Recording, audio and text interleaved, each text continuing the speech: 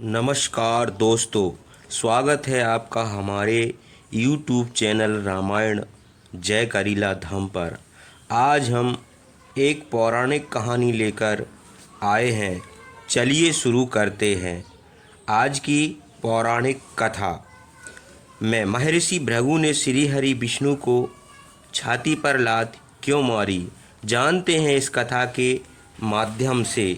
भगवान विष्णु को एकमात्र उस रूप में जाने जाते हैं जिन्होंने कलयुग में कष्टों से लोगों को बचाने के लिए अवतार लिया था।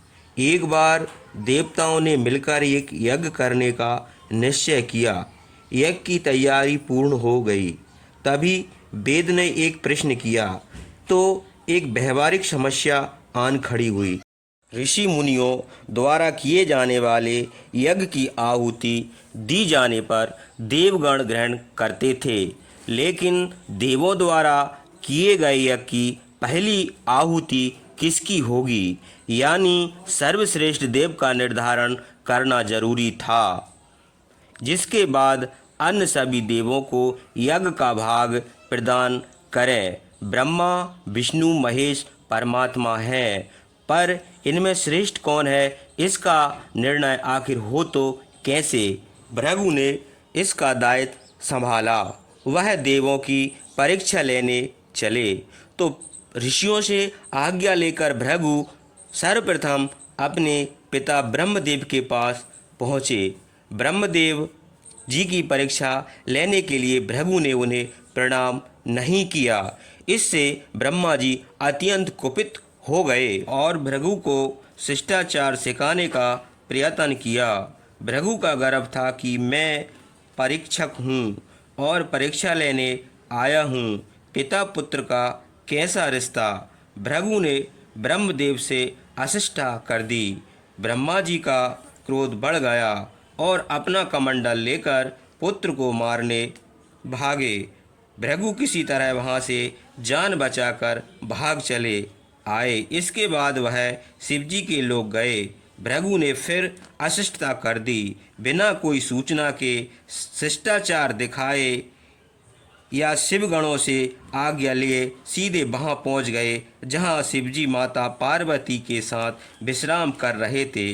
भृगु आए तो आए, साथ ही अशिष्टता का आचरण भी किया तो भोलेनाथ ने अपना त्रिशूल उठाया। भृगु वहाँ से भागे। अतः वहाँ से भगवान विष्णु के पास क्षीर सागर पहुँचे। श्री हरि विष्णु शेषशैया पर निद्रा में थे और देवी लक्ष्मी उनके चरण दबा रही थीं। महर्षि भृगु दो स्थान से अपमानित करके भगाए गए थे।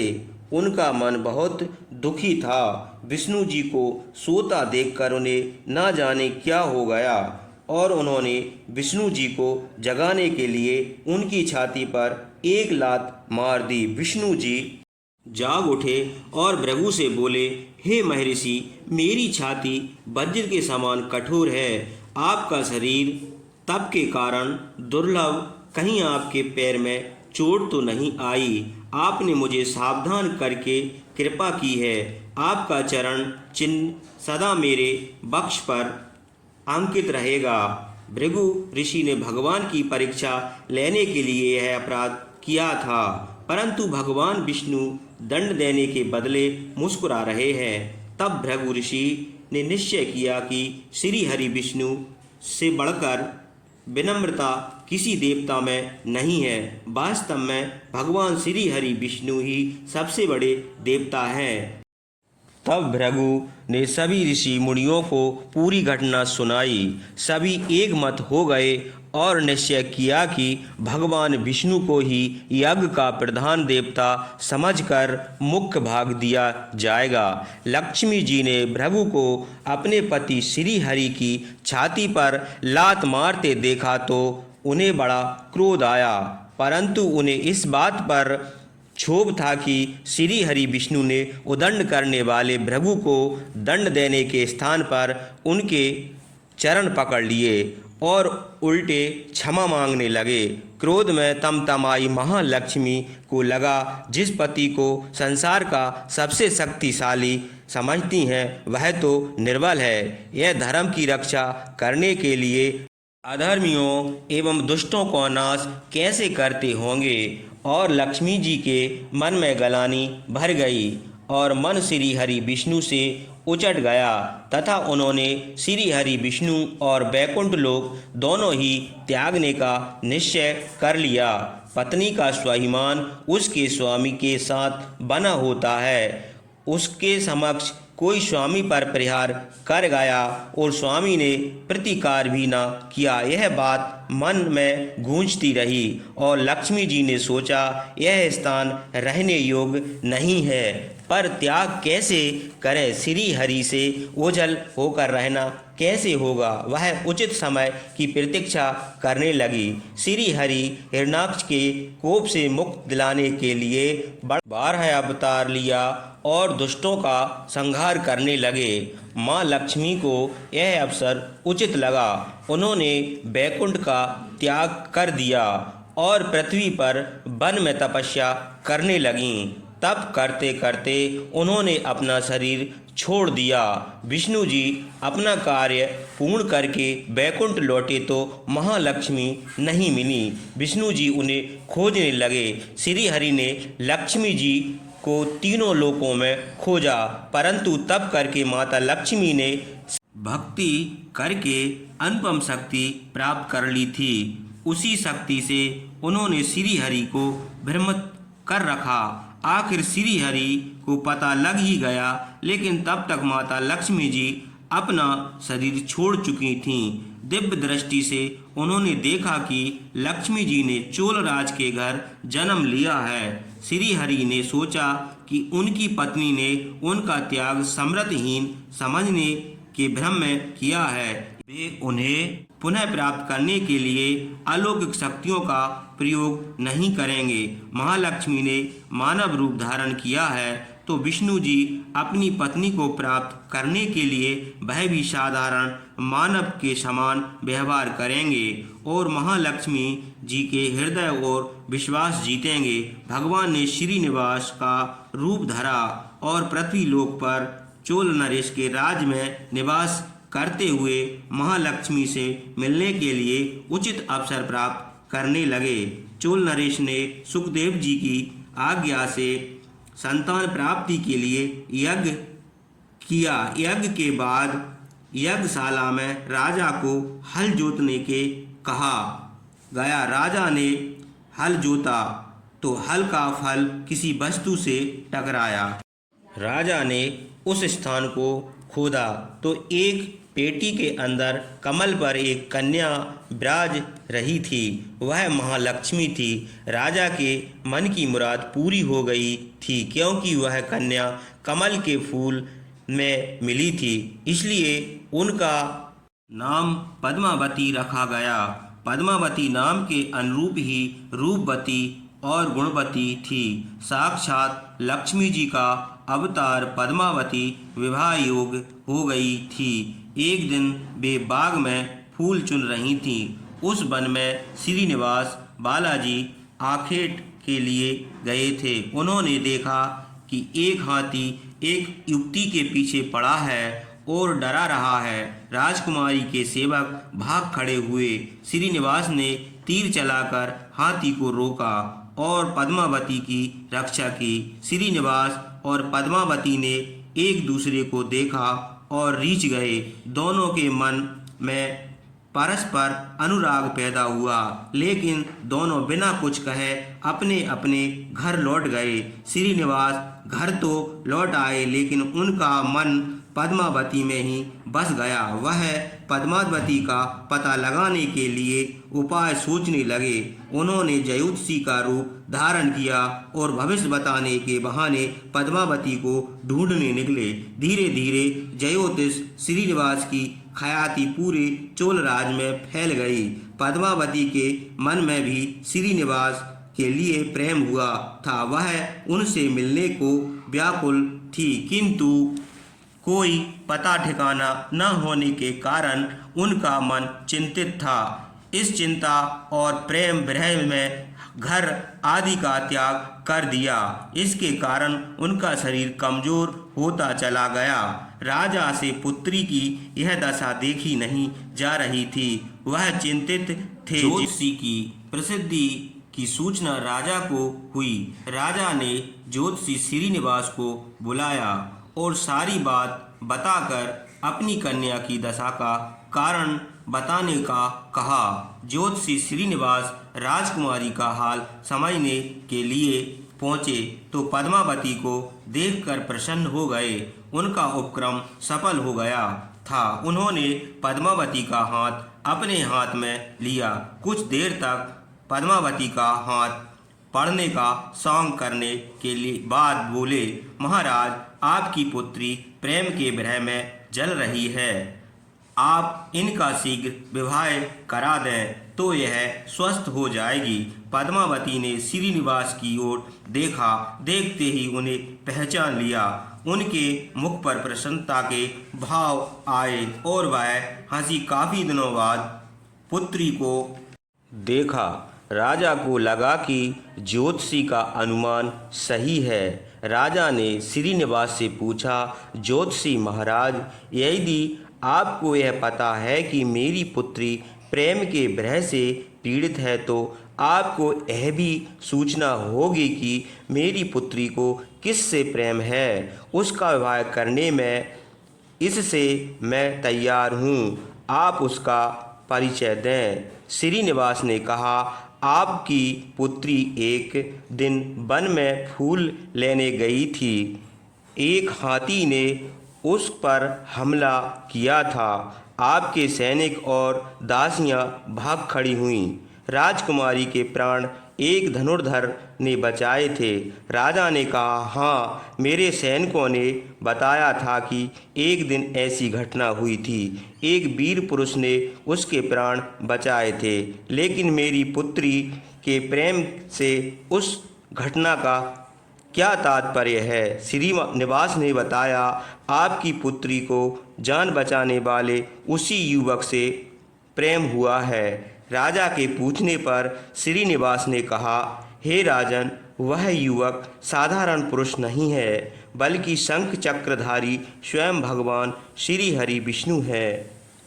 इस समय बैकुंठ को छोड़कर मानव रूप में श्रीनिवास के नाम से पृथ्वी पर वास कर रहे हैं। आप पुत्री को विवाह उनसे करें। मैं इसकी सारी व्यवस्था कर दूंगा।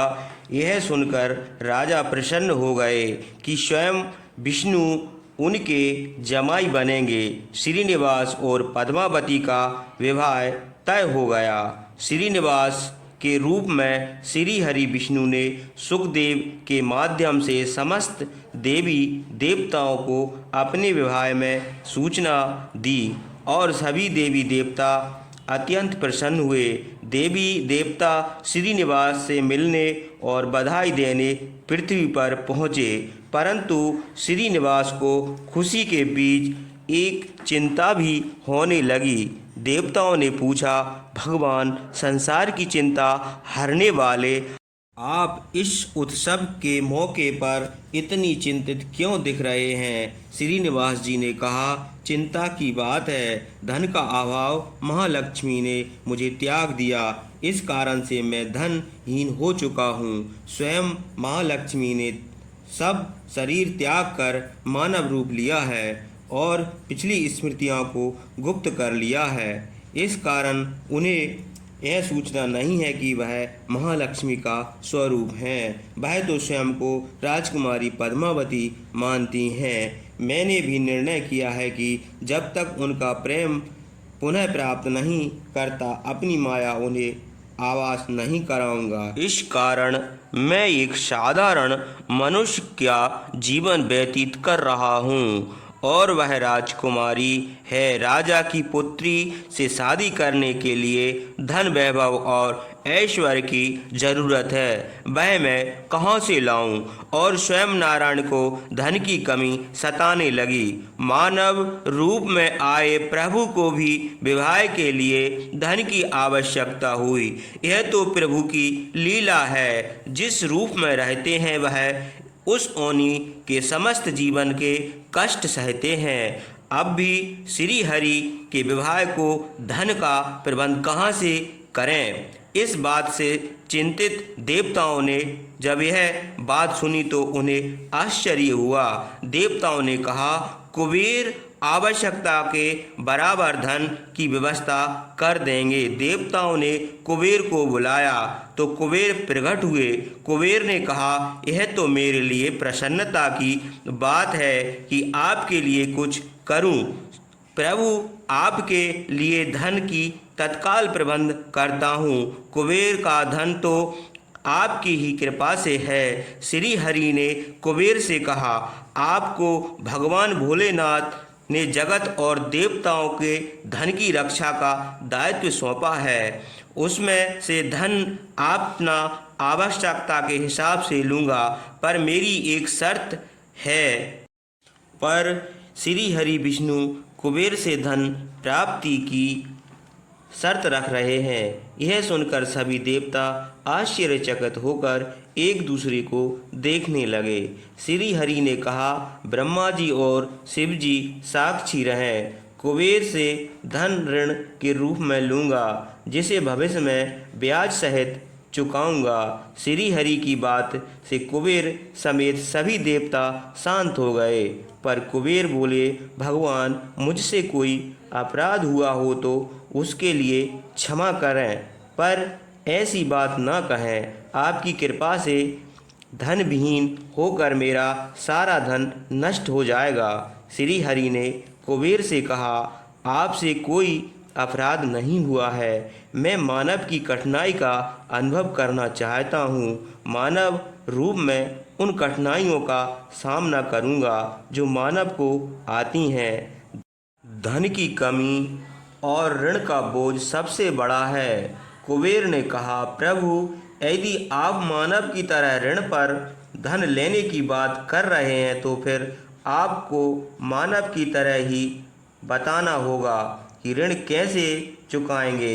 मानव को ऋण प्राप्त करने के लिए कई शर्तें झेलनी पड़ती हैं। श्रीनिवास ने कहा, कुबेर, यह ऋण मैं नहीं, मेरे भक्त चुकाएंगे, लेकिन मैं उनसे भी कोई उपकार नहीं लूँगा। मैं अपनी कृपा से भक्तों को धनवान बनाऊँगा।